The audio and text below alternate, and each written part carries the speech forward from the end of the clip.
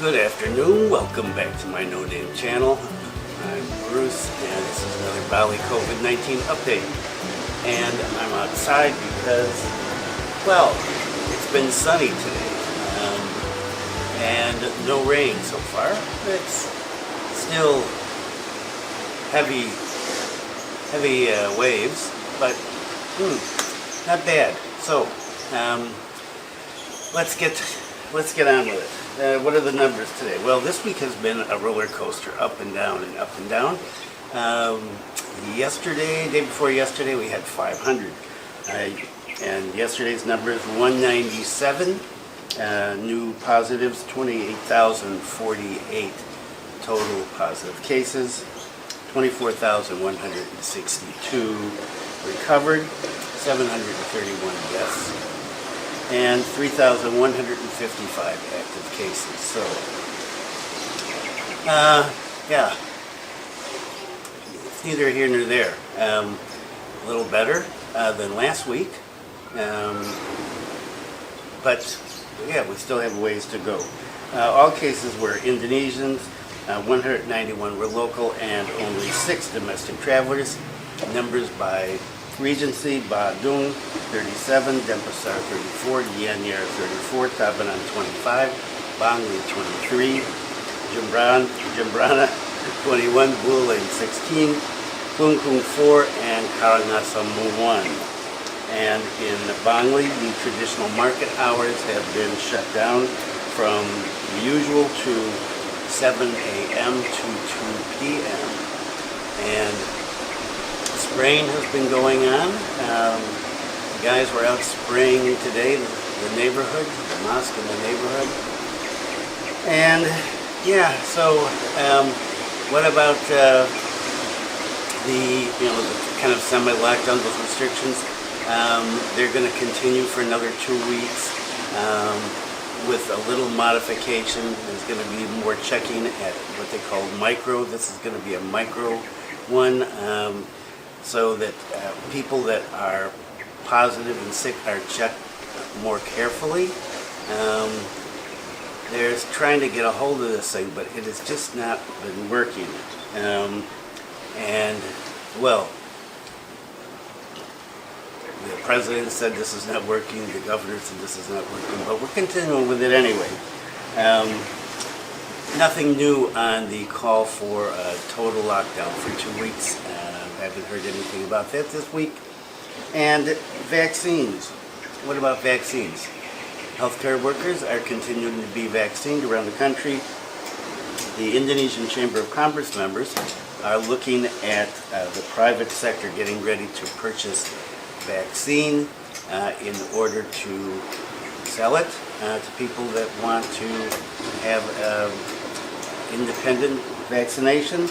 The vaccines used for independent, that is for sale, will be different from the ones that the government is using for the free vaccinations. And the government is currently using Sinovac, and I've talked about this before, and they've also ordered Pfizer, Novavax, AstraZeneca, and Moderna, and possibilities for independent vaccines, Johnson & Johnson, Sinopharm, and according to this article, Pfizer. I'm not sure how that's going to work. If the government's ordered Pfizer to use for free vaccine, but anyway, there's going to be some vaccines that people can buy, and my guess is that you'll see a lot of foreigners doing that if it's available to us. I don't know, so we'll see. No words on anybody sick or dying yet that I've heard of.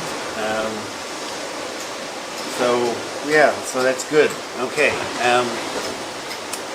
The big news, the big question everybody has is Bali going to this APHIS tomorrow. Bali going to allow people to come in. Bali, Indonesia, going to allow foreigners to come back into Indonesia. Don't know. There's been no word yet. Social media is full of questions about is it happening, is it happening, is it happening? Nobody knows, so we're just waiting to see. Okay. And next, Canggu and North Kuta have been declared red zones. The chief of police of Badung Regency said North Kuta and Mengwi are now red zones because of high risk of virus infections, mostly due to family clusters.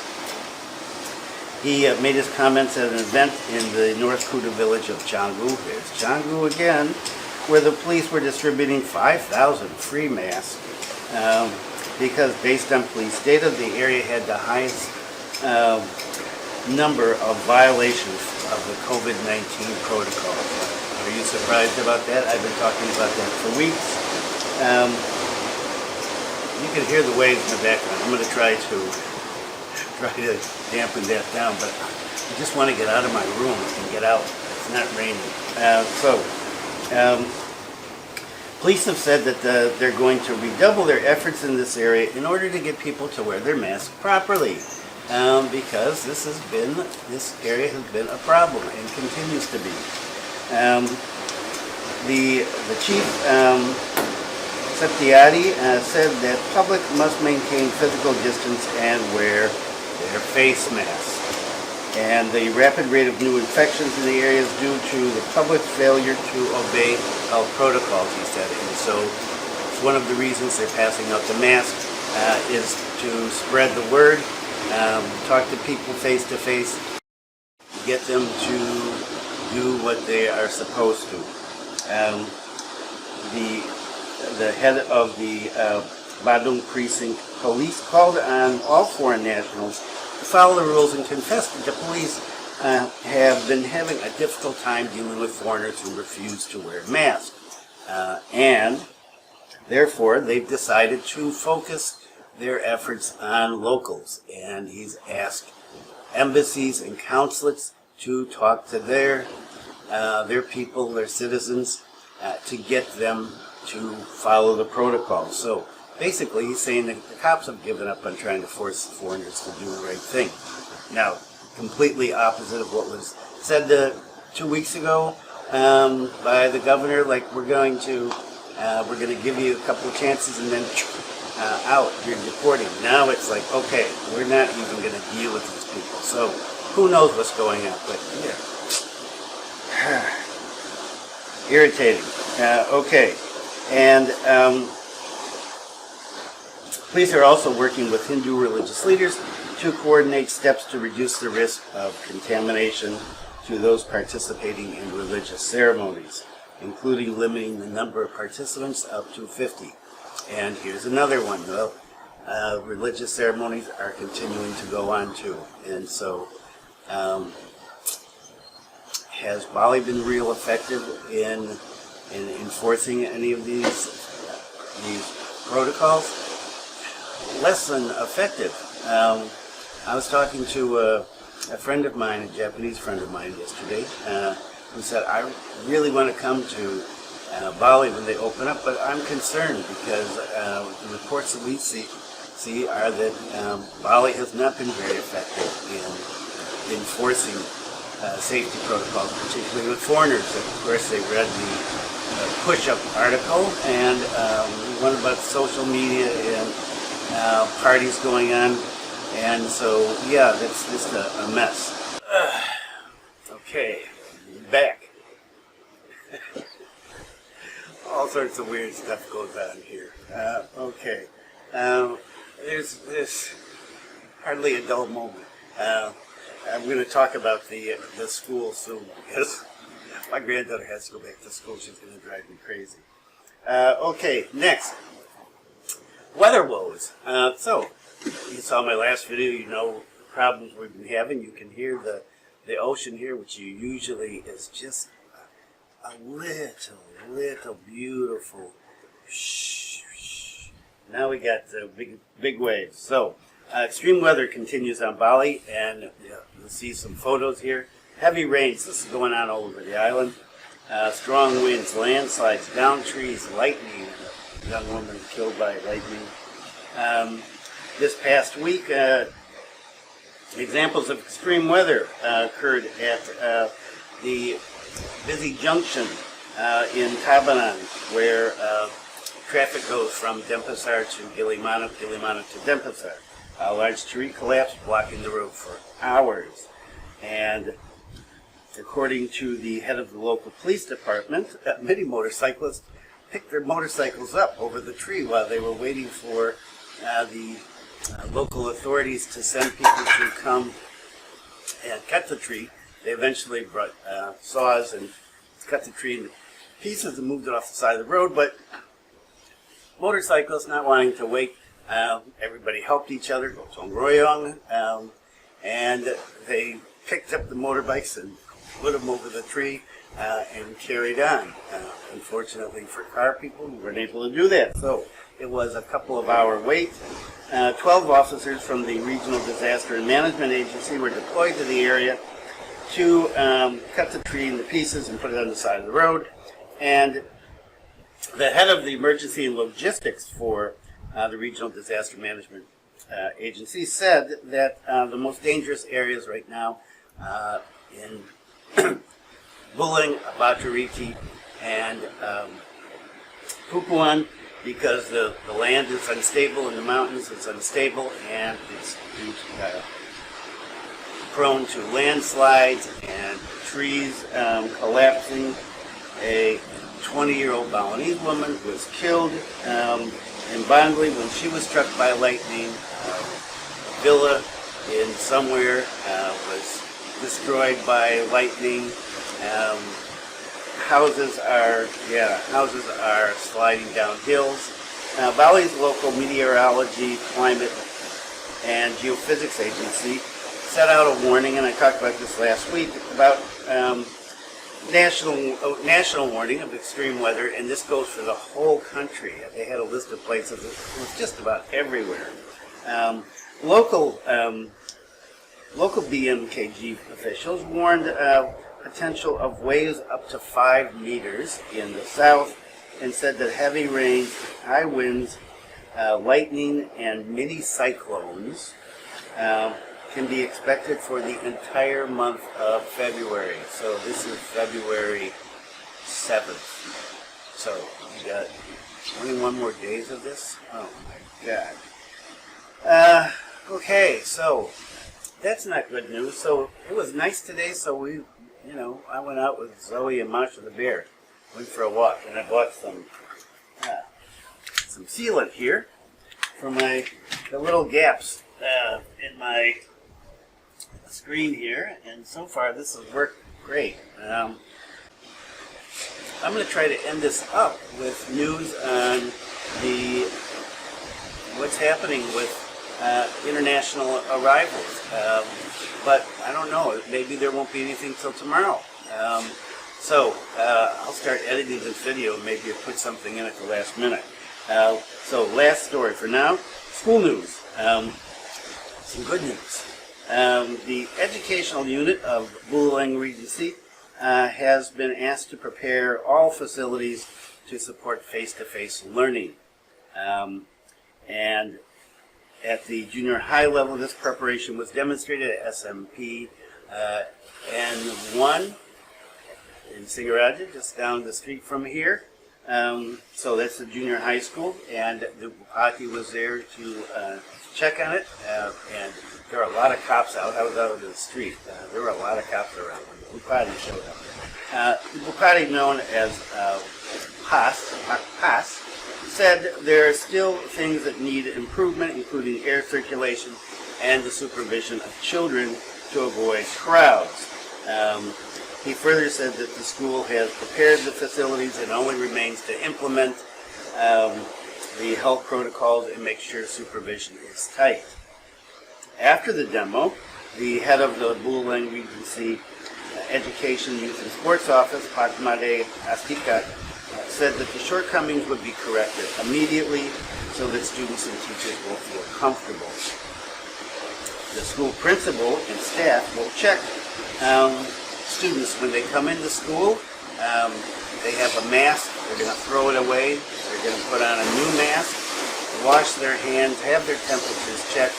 Then they will be escorted to the classroom by principal and teachers, where they will sit. And I don't know. Here's a photo.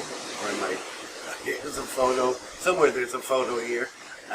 They've got the desk with the what do they call it? I think they called it acrylic in the article. I don't know, plexiglass, acrylic, plastic, something like this. And there will be no lunches, no PE, I guess, and no interaction, as school will be for 3 hours, 50% full, and they're going to work on odd, even days. But the ultimate authority for authorizing schooling is the Task Force for Handling COVID-19 for Rural and Regency. And another simulation that's going to be done at SMP and SATU in 2 weeks after they corrected the few problems that they had. And then there was another simulation at SD number Tiga in Bandar Jawa, just down the street here. My wife went to school there, and same thing. And so there's a possibility that the school could open in another month. Good news for me and a lot of parents and grandparents who have children who are doing their online schooling. Takes them an hour, 2 hours a day max, and then they're up here. Zoe has been up in my room about 8 times today. Grandpa, what are you doing? What are you doing, Grandpa? Can I have some money? Can I do this? Can I do that? So yeah, let's get them back into schools. Okay, I was just looking down here. Was that a foreigner there? Over at the restaurants on the bay? Could be. Oh, anyway, okay. So, good or bad? I don't know. Well, the numbers are better than last week, so that's good. It's still going to be a while before vaccinations of regular people. There's still this problem with people not taking this seriously now. As I said before, this is coronavirus fatigue.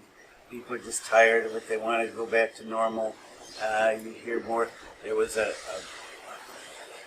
video that went viral of a guy refusing to pay, an Indonesian guy this time, refusing to pay. And that went viral and it got a lot of support from people. Yeah, it's just, and there was a guy out in the street, another video that went viral with a loudspeaker, and he was telling people about the virus too and the problems with that. And so, yeah, people are getting tired. People are getting tired of following the protocol. People are getting tired of staying inside. The government's going to do what the government's going to do. Personally, I think it's real effective. The government said that much itself. I agree with them. But we'll see where we're going to go from here. And are we going to open tomorrow or not? I don't know. We may have something at the end of this video. And if not, I will add something in the description box, in the comments tomorrow. If they open up tomorrow or they don't open up, they make some announcement. Okay, so that's it. Thanks for viewing. Stay safe. I know this is trying for everybody in the world. We're all sick of this. Try to stick with the program and be kind to someone today. See you.